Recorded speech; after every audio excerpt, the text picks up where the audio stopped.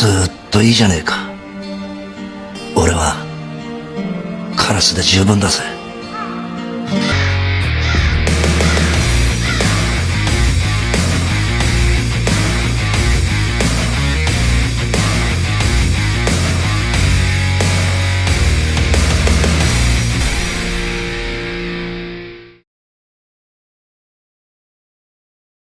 Pagi dimulai di Suzuran setelah 10 hari dari pertarungan puncak Tsukishima Hana melawan Hanaki Guriko. Hana datang ke atap Suzuran dengan wajah yang masih diperban, dan di sana dia disapa oleh Iba serta Keiichi. Sambil nyebat, Yusamsu Iba menanyakan keadaan Hana. Hana menjelaskan panjang lebar kalau dia demam selama 3 hari 3 malam. Bahkan dia sampai bermimpi bertemu orang tua serta anjingnya yang telah tiada. Namun mereka malah mengusir Hana karena terlalu dini bagi Hana ke sana. Dan di saat itu juga akhirnya Hana terbangun. Serangan dengan kursi oleh Guriko membuat Hana mendapatkan bekas luka yang tak akan hilang. Momen menakjubkan membuat Iba berkata kalau Hana sekarang adalah pemimpin pertama sepanjang sejarah Suzuran dan menanyakan bagaimana perasaannya dengan itu. Dengan malu-malu Hana masih belum tahu bagaimana menanggapinya karena dia merasa masih seperti bocah ingusan. Dengan konyol Hana menawari Keiichi pisang yang telah dia gigit. Apapun itu Hana menanyakan perasaan mereka, apa baik-baik saja dengan kejadian seperti ini. Iba dan Keiichi terdiam sejenak. Lalu mereka mengingat ucapan sang Raja Iblis yang membuat mereka akhirnya harus menghadapi kenyataan. Setelah menerbangkan Hana, Guriko menyadari kalau dia sampai terkena uppercut Hana pasti akan sangat terasa baginya. Guriko menyuruh mereka menyingkir dan mengambil kembali kursi yang dibuatnya untuk menghajar Hana. Namun, entah nekat atau keberanian Renji menghadang Guriko bersama Sakota dan Daizen. 3 jenderal fraksi Hanagumi bersama mengambil langkah berani untuk melindungi sang pemimpin. Guriko berniat akan mengakhiri dengan kembali menghajar Hana. Sajima langsung berteriak mencoba menghentikan Guriko. Begitu pula Yaita dengan emosi berteriak jika Guriko meneruskannya Hana akan mati. Ginji juga ikut berteriak kalau Guriko sudah menang dan tak perlu melanjutkan.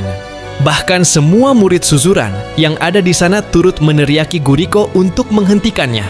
Mendengar semua itu membuat Guriko semakin marah dan melempar kursinya. Sensunya! Guriko mengamuk berkata kalau dia tidak pernah meminta pertarungan seperti ini. Guriko bertarung hanya untuk dirinya sendiri, bukan untuk teman sahabat, atau apapun itu dia tak peduli semua itu. Dengan lantang Guriko mengatakan kalau Hana berbeda karena Hana orang yang akan bertarung demi mereka berdarah dengan mereka, serta menangis dengan mereka. Dan orang tolol seperti itu tak akan ada lagi sekarang di Suzuran. Tidak akan ada lagi orang seperti Hana dan Guriko. Yakin hanya Tsukishima Hana, satu-satunya orang yang cocok untuk mengontrol dengan berdiri di puncak Suzuran daripada mereka semua. Lalu Guriko menyuruh mereka semua membuka mata serta menerima kenyataan itu. Dengan begitu akhirnya Guriko menjawab tugas terakhir yang diberikan Zeton dan Yonezaki padanya untuk mengantar Hana ke puncak Suzuran. Semua orang yang ada di sana saat itu terkejut dengan yang dikatakan Guriko. Kemudian mereka semua sadar bahwa Guriko benar kalau Hana memang layak untuk menguasai Suzuran, termasuk fraksi Ibagumi. Karena itu fraksi Ibagumi menyerahkan bendera dan mengandalkan Hana menjadi bos Suzuran. Dengan tampang konyolnya hal itu membuat Hana merasa canggung. Dan sekali lagi menawari Keiichi pisang. Sejak saat ini, fraksi Ibagumi hanyalah orang luar. Dan mereka akan pergi ke bawah tanah membiarkan Hana mengontrol Suzuran dengan leluasa. Namun Hana yang salah mengartikan, mengira mereka pergi ke bawah tanah menggunakan cangkul. Walaupun begitu Iba berpesan, jika Hana membutuhkan bantuan mereka jangan sungkan untuk meminta. Hana berterima kasih dan mereka pun berjabat tangan. Setelah itu, Iba mengajak Hana ngobrol serius kalau semua ini akan cukup sulit. Suzuran tak pernah kalah dari siapapun, karena saat itu selalu ada 3 atau 4 ketua fraksi yang berbeda dan tak ada satupun yang pernah diakui sebagai yang teratas oleh mereka semua. Namun hal itu akan berubah sekarang sejak Hana berdiri di puncak Suzuran seorang diri. Maka semua orang akan mengincarnya dan Hana sendirian menghadapi itu. Lalu yang Iba takutkan, semua orang akan keluar dari persembunyian, mencoba menjatuhkan Hana untuk mencari nama seperti Hausen, Rindau. Armament musuh ada di sekitarnya, jadi Iba ingin Hana berhati-hati. Hana merenung sejenak dan berdiri lalu berkata, apa benar mereka semua musuh? Hausen, Rindau, Armament, mereka semua hidup di kota yang sama dan menghirup udara yang sama. Karena itu Hana berpikir, mereka berada di pihak yang sama. Berita bahwa Hana sudah menjadi satu-satunya pemimpin susuran menyebar ke seluruh kota seperti api, dan setiap berandalan di kota tahu tentang itu sebelum hari H-nya melakukan itu.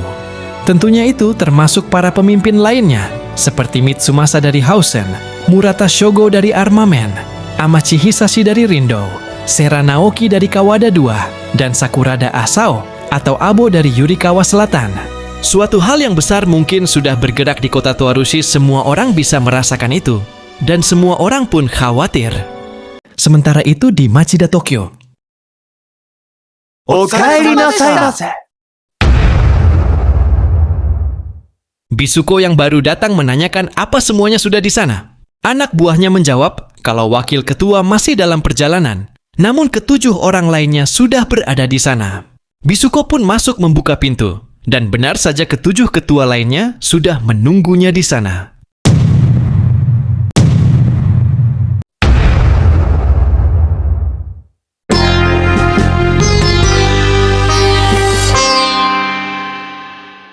Di dalam warkop, ketua Manji Empire Zento Group Higuchi Shuji marah-marah karena sang wakil presiden Manji Empire belum juga datang. Ketua lainnya dari Masuda Group Inoue Tatsumi mencoba menenangkan Higuchi karena jadwal pertemuan mereka masih jam 5 dan sekarang masih lewat 5 menit. Karena itu Inoue menyuruhnya sabar. Higuchi tak peduli dan terus mengomel karena biasanya sang wakil presiden Manji Empire itu sendiri selalu menyuruh mereka tepat waktu. Mendengar Higuchi yang terus mengomel membuat Inoue menyamakannya seperti wanita. Ketua lainnya dari grup Shutou, yaitu Nakano Issei, mengalihkan pembicaraan dengan membahas apa yang terjadi di kota Hachioji. Ketua lainnya dari grup Kinjo, yaitu Anan Yoshiki, menjawab apa yang Nakano bahas, yaitu tentang ketua generasi keempat dari Marion. Ino bertanya apa grup Marion sudah menentukan ketua generasi keempat mereka. Lalu Nakano menjawab kalau Marion sudah menentukan yang menjadi ketua bernama Kato Tetsuo yang seumuran dengan mereka. Dan Nakano tak menyangka Kato Tetsuo adalah orang terkuat di Hachioji. Nakano menambahkan kalau dia mendengar Kato Tetsuo sangat percaya diri dan berkata kalau dia tak peduli dengan Manji Empire atau siapapun yang datang karena Kato Tetsuo merasa tidak akan terkalahkan. Ketua lainnya dari grup Odaken, yaitu Shibaki Masami, merasa kesal mendengar itu dan berniat memberi pelajaran pada Kato Tetsuo. Anan berkata kalau niat Shibaki mustahil karena dia sudah beberapa kali bertemu Kato Tetsuo dan dia yakin Kato Tetsuo bukan orang yang pantas diremehkan. Dari luar warkop terdengar kedatangan sang wakil presiden Manji Empire dan Inoue langsung berdiri serta menebak wakil presiden akan beralasan sama seperti biasanya. Semua Manji Seven berdiri dan sang wakil presiden Manji Empire akhirnya masuk serta meminta maaf karena terlambat. Sang wakil presiden menyuruh mereka semua duduk dan sekali lagi meminta maaf karena membuat mereka menunggu. Keterlambatan sang wakil presiden ada alasannya, namun belum selesai berbicara Inoue menghentikannya. Dengan sopan Inoue berkata kalau mereka sangat ingin mendengar cerita wakil presiden. Namun saat ini ada sesuatu yang sangat penting yang harus mereka bahas. Mengetahui itu, wakil presiden langsung mempersilahkan Inoue Tatsumi memulai rapatnya. Dan inilah sang wakil presiden Manji Empire dari Kuzutora Group, Pak Tani Yoshitomo. Inoue membuka meeting para ketua Manji Empire ini. Dalam proses mukodimah itu, tiba-tiba satu ketua menyela dan meminta izin pada Pak Tani untuk berbicara. Sang ketua dari grup Hiruma, yaitu Hiruma Yuji, melaporkan bahwa grup Ikeshima, yaitu cabang dari grup Hiruma, telah mengambil alih Double Heads Dragon dari kota Anju dan Shikabane dari kota Toarushi. Mendengar itu, Pak Tani mencoba mengingat kembali. Bukankah Hiruma belum lama ini telah mengambil alih beberapa orang dari Yamanashi menjadi bawahannya? Ternyata hal itu benar, dan Hiruma bertanya apa ada masalah dengan itu. Shibaki protes keras pada Hiruma, karena tujuan rapat ini untuk mendiskusikan hal seperti itu, serta mengambil keputusan bersama. Dan harusnya Hiruma tidak bertindak seenak jidatnya sendiri tanpa bicara dahulu. Hiruma beralasan kalau tujuannya sudah jelas, yaitu menambah jumlah pasukan Manji. Maka dari itu dia berpikir tak perlu repot-repot melaporkan hal ini. Higuchi tersulut emosi karena menganggap Hiruma meremehkan mereka takut kekurangan pasukan. Oi, Nakano menatap tajam Hiruma dengan berkata, kalau Hiruma mengumumkan grup Ikeshima telah menjadi bawahan grup Hiruma, namun setiap grup merupakan anggota Manji, dan di bawah kepemimpinan Presiden Manji Empire, tidak ada satupun grup yang berdiri sendiri di bawah grup Hiruma. Mendengar itu, seolah mengejek Hiruma, menyuruh mereka menganggap Hiruma tadi salah bicara. Inoue langsung meledak dengan kelakuan Hiruma dan menyuruhnya bertanggung jawab dengan ucapannya. Inoue menambahkan, jika bawahan Hiruma ingin menjadi seorang Manji seperti mereka, maka Hiruma yang harus bertanggung jawab jika terjadi sesuatu saat mereka mengacau. Ikut meledak Hiruma tahu, memang semua grup harus di bawah perintah Presiden Manji Empire. Namun mengapa cuma dia satu-satunya yang mengurus grup Ikeshima dan selalu grup Hiruma yang menjadi kambing hitam atas kelakuan mereka? Karena itu mengurus sesuatu. Seperti itu sudah bukan hal baru lagi bagi Hiruma. Di samping itu, Hiruma menegaskan apa cuma dirinya yang sadar kalau Manji Empire sekarang sedang diambang perpecahan. Padahal Manji Empire terkenal sebagai grup terbesar dan terkuat di Jepang, namun dengan tegas Hiruma menyuruh melihat sekitar mereka. Mereka punya Zenburen di Saitama, lalu aliansi Hasu di utara Kanto, kemudian aliansi Bousu di Chiba, lalu di Hachioji. Mereka punya Marion yang baru saja mereka bahas. Kemanapun mereka semua pergi selalu ada grup yang menunggu kesempatan untuk menghancurkan Manji Empire. Dengan tegas Hiruma berkata, jika mereka ingin berada di puncak kompetisi yang mereka butuhkan adalah kuantitas, dan di dunia mereka untuk menjadi pemenang adalah memiliki jumlah pasukan yang dapat bertahan lama dalam pertarungan. Karena itu Hiruma sedang dalam posisi menambah jumlah pasukan, jadi mereka tidak akan ragu-ragu lagi, dan Manji Empire akan menjadi geng terkuat di seluruh Jepang.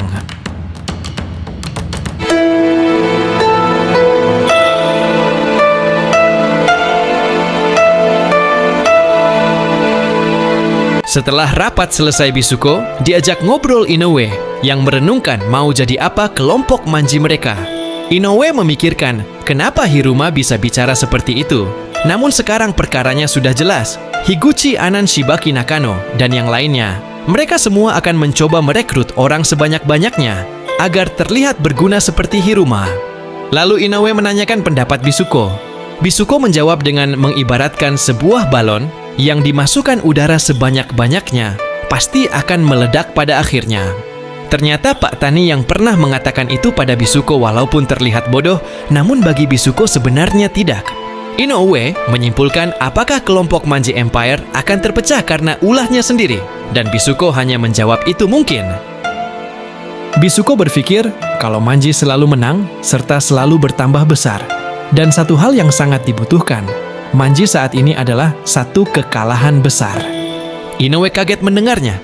Lalu sang ketua Manji Empire dari grup Kuzugami ini mengatakan apakah benar-benar ada di luar sana yang bisa memberikan kekalahan bagi Manji Empire. Kemudian saat para ketua Manji Seven sedang berusaha memperkuat pasukan mereka, namun di saat yang sama di luar pengaruh Manji satu orang mencoba berulah ketika dirinya mendapat keuntungan di bawah perlindungan Manji. Dan orang itu adalah ketua dari Double Heads Dragon, Mikawa Toshimi. Mikawa ketawa karir, karena akhirnya mereka mendapat perlindungan dari Manji, dan tak akan ada yang berani dengan mereka sekarang. Mengetahui itu, wakil ketua Double Heads Dragon Hirata Kazuhiko bertanya apa mereka akan melakukannya sekarang. Dengan semangat Agustusan Mikawa berteriak menyuruh Hirata pergi untuk mencari setiap anggota emot dan menghabisi mereka.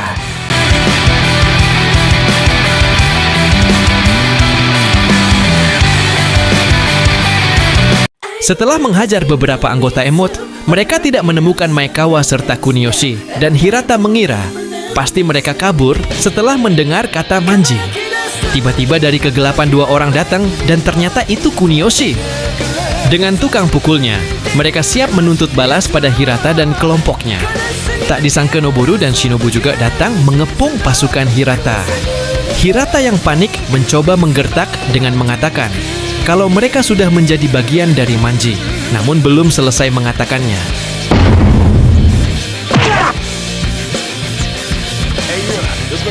Kuniyoshi mempersilahkan Hirata memanggil Ikeshima Hiruma atau siapapun itu tidak masalah karena mereka siap menghadapi semuanya. Tak lama kemudian, Mikawa mendengar berita kekalahan Hirata oleh Kuniyoshi. Mikawa yang emosi langsung menganggap hal ini sebagai pernyataan perang pada Manji dan menyuruh menelepon grup Ikeshima sekarang. Alhasil dimulailah perang hebat yang akan segera terjadi selanjutnya.